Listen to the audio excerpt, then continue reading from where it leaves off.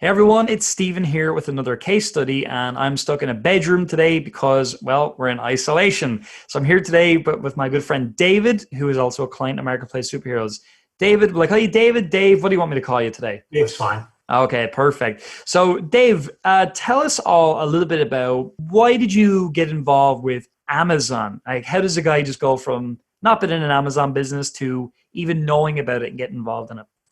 Retired, did an internet search looking for something to do to occupy my time. Got tired of the talk of whether or not our pension was adequately funded, so I Yeah. decided I'd better have a second income stream. I honestly don't remember how I found Marketplace Superheroes, but I clicked on it and did a little due diligence and said it looked pretty good. Yeah, And well, and you're still here, so it must be pretty good. yeah, just brought my first product to market, just sold out my first product. And It's great. there's a little bit of a story behind that. I don't know if we can get into Well, that. let's chat about it. We'll get into that, then we can go back a little bit. So let's talk about that product a little bit. Well, my first product was a boring, established, simple, tangible product. Brought it into the market, started up an automatic PPC campaign and started selling not really well, but I was getting some sales. Yep. One day, somebody bought 20 units at a shot, or 20 units sold in one day. That was a little unusual. And about a week later, I saw a post on Facebook where somebody had come up with a really unorthodox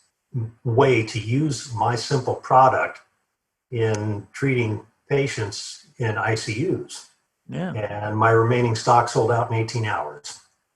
And how many units was that? 34. Yeah, yeah. My products are sold in packages of 10. And Okay, got it. 34 10-packs sold out in 18 hours. That's great. So you had a relatively small amount of product in. You were just sort of testing the market basically, and Right. all of a sudden it just went crazy. Is what you're saying? Yeah, I was browsing on Facebook, and I don't know how it popped up in my feed, but all of a sudden there's somebody using, it wasn't mine, but it was very similar to mine. This guy said, "Hey, you can use this in this situation here, and it's going to help you out." My jaw dropped. It's like tapping on my phone, trying to get into my reorder stock button, and I didn't make it. They shut us off. Ah, well. So in 18 hours, I ran out of stock. But hey, what a problem to have, huh? Absolutely. But again, really, like I like that story because, yeah, it's an unorthodox situation, but for a lot of people going through the program or any program, the hardest part is pulling the trigger. So tell us a little bit about that product when you were researching it and you were considering whether to pull the trigger or not. What was going through your mind at that time? Were you worried about it or not? I have always had a phobia about spending. Now I know it's investing, but spending money. Oh, I have to do this. Oh, I have to do that. There's a bit of an outlay to get started in this. And I'm constantly thinking, what if this doesn't work? Sure. So I'd get to each step of the game and I would sit there and, oh, I'll do it tomorrow. Oh, I'll do it tomorrow, when I really just didn't want to proceed because I was afraid I was going to lose my investment. Yeah. Well, maybe not, but for some reason it occurred to me, what else have you got to do with your life? Finally, ran it through the 4S software. It worked. Got a fantastic first supplier. He walked me through the whole process and said, no, we should do it this way to get what you want. Finally, I said, okay, let's do it. And the rest is history. That's fantastic. Yeah, and again, a lot of what you're talking about is very normal. Like, I mean, it's but it's normal because, as you said yourself, you've always maybe been a little bit risk averse or whatever you were saying. And I think as well, like a lot of people, if they go into say a real estate business, for example, it's totally normal to put out, 100, 200 grand maybe into an investment. Whereas with an Amazon product or a product you're going to sell on Amazon, not maybe as high. And then there's a lot of different associations with that. And I think what your story proves is that, look, when you get through that, you get it into stock. Okay, your situation won't happen every time. But at the end of the day, that's now sold out. And you probably wish you had it ordered more now, right? Right. Well, I wish I'd have shipped more from Houston into Amazon. Yes. Because I got 12 cases of product sitting there that I can't sell. That said, though, with your product, like, I mean, because of the Facebook ad and all that you saw, you might actually have a case for getting in touch with Amazon just to say that it could be considered an essential item anyway. This is only unique to the current situation we're in. I did. They robo-denied me. You just denied it. Sent me an automated message saying, sorry, pal, forget it. Yeah, okay, fair enough. Oh, well. But then, look, it is the way it is and all of that. But that said, for anybody watching at the current time, you can send in certain items to Amazon due to the pandemic that we're going through. However, that's just about to be lifted, that restriction. Well, so we believe. So pretty soon you'll be able to restock, which will be great. And all going well, that trajectory will continue because everybody's going to get sold out of that type of an item anyway, with everything that's going on. I'll be awake at midnight on April 5th. Yeah, pressing replenish and Finger poised over the button. Fair enough. So tell me a little bit about that. It sounds like you utilize superhero freight, right? And so what was your experience of superhero freight being? I'll just explain for anybody watching, by the way. We also provide a freight service for our clients. People basically can join our membership, and we help slash the shipping cost of your goods from China to the US, China, UK, China to Australia. David's a client. So tell us a little bit about your experience with that service so far. That is the first time I've ever dealt with shipping anything. I've never done anything like this before in my life. I had no idea what I was going to do. If I had to talk to a shipper in China and try to negotiate stuff, I would have been lost. Yeah. As far as I'm concerned, superhero freight is the only way to go. Every time I buy credits till it hurts because I don't know if you've heard of Southwest Airlines here in the United States. Back when there was a fuel crunch, they had bought fuel futures at a price that was significantly less than every other airline. And a bunch of those guys went out of business, and Southwest started laughing. Because they had their fuel so much cheaper than everybody else. And this just struck me as the same thing. Yeah, it's the same with Ryanair we have over here in Ireland. They're very similar. They were based on the Southwest model, and they did the exact same thing. They bought a ton of oil. Yeah, and they killed it. They really became, I think they're one of the biggest airlines in the world now, actually based out of Ireland. And so, yeah, that's the thing. So would you consider yourself like a very techie person or not a techie person in general, David? Qualified, but non-current. I took some computer classes. I thought I was going to work in the IT industry when I retired. Well, no, not a 60-year-old guy. They want a 20-year-old who grew up with an iPhone in his hand, and that wasn't me. Sure. You wouldn't say like you're ultra computer savvy, like you're computer savvy, but you're not like a wizard, like, right? No. I took some basic programming classes, and it was probably 10 years ago. I don't remember a thing about it. So just all I know is turn it off, turn it on again, and see if that works. So with that said, then some people your age, again, not to be ageist or anything, but some people your age, they're not they don't even use computers. They don't know how to use them. And I suppose for you, you're not at that level. You're obviously a lot better of a user than others. But again, you're not some sort of wizard. So I think the point I'm trying to get to is, be it superhero freight, be it marketplace superheroes, you got your Amazon business started, you've been able to use the online app. What would you find everything quite simple to do so far? The freight process, everything's been relatively simple, bit of a learning curve, but simple enough. The freight process was probably one of the easiest parts. Once again, got my stock. The guy says, "Who's your shipper?" I say, "Superhero Freight."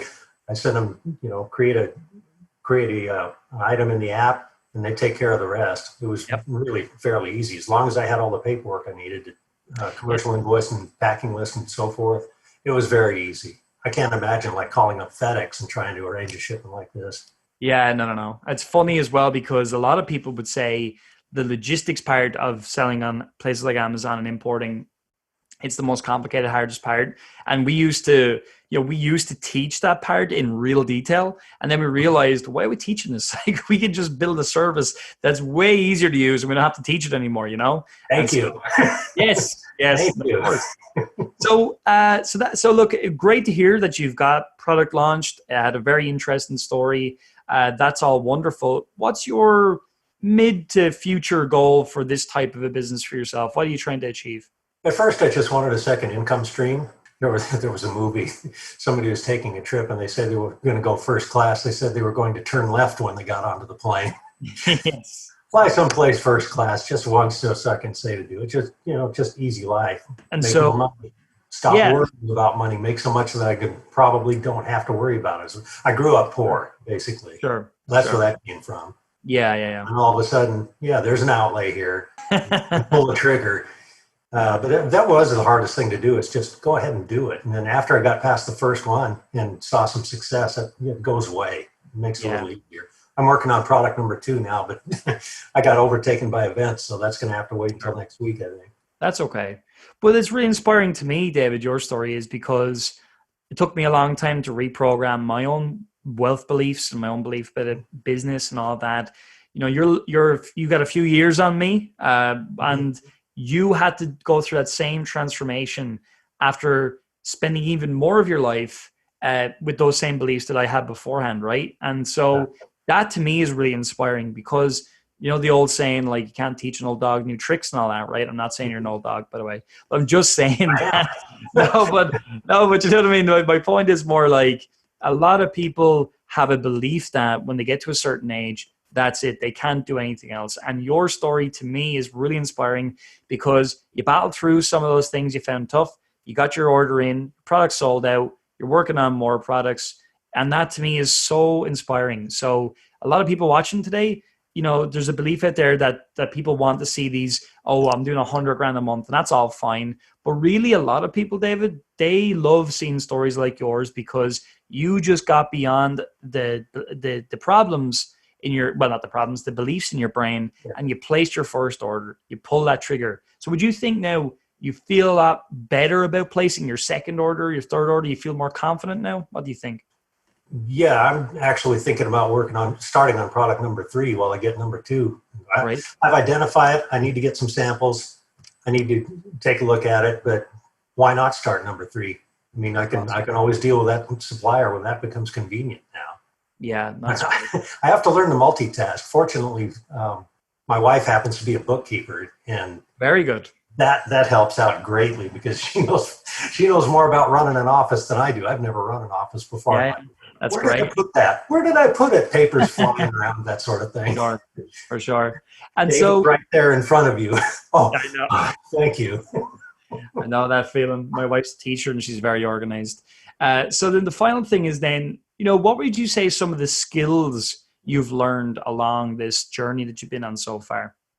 Negotiating with suppliers. I found out that that's actually kind of fun, going back and forth, arranging things like that. I actually bought a small book on Chinese etiquette. Oh. And to try to get a handle on, not making any social gaffes or anything. Yep. And I think it's fun. I like talking back and forth to them. How do you find the product research as well? Do you enjoy that? With the pipeline method, it's real easy. Yeah. I like it. Yeah. I like it a lot. Go on Amazon, scroll down, look at the people also bought and start digging into it. Yeah. And once I did that, I went to the 2-day Houston event. Yep. And once I did that, I started getting a lot more 10s and 11s. I have like 67 products sitting in Select just because I did have a funding problem I had to solve. Sure. I started getting more 10s and 11s, and some of the 9s are even looking better. Yeah, you're just getting that bit more experience now, and you're probably even seeing that the amount of opportunities out there outstrips your ability to invest in them, right? Yeah, I'm starting to recognize opportunities. Going back to my first product model selling out the way it did. Yeah, I told my son about it, and he's a captain in a California fire department. Mm-hmm. He said, that's a good idea. I could use these when we go on certain types of calls because we've been looking for something like that. I'll call my city manager and see if he can get it written in. He said they got it written in as a line item on the budget. So now I have to figure out how to get this product to them outside of Amazon. Congratulations, David. That's a brilliant story because, again, it's not like, when you can move product at the end of the day profitably, like it can be, if you can do it that way as well, that's great. So I didn't actually know that. And that's a brilliant part of the story. So that just happened over the last 5 days. I called him up and said, "Hey, check this out," because he knew I'd started this business, and he said, "Dad," a couple of cuss words, "Dad," like, "Yeah, isn't this cool? Hey, what about using this in this situation for your work?" And he said, "Yeah, I'll talk to him about it." I just went back to my supplier yesterday and ordered double the MOQ just because I think I can move it. Well, I never would have done that a year ago. Yeah, well, but again, that's awesome. Like the growth in you as a person as well is great. I'm really blown away by your story. I really enjoyed hearing it. I'm sure a lot of other people did as well. And anybody who has watched today's talk, felt inspired by what David has shared, whether you're a member, you're not a member, just type in down in the comments, thank you, David, for giving you that bit of inspiration today, because these are stories I want to share more of them.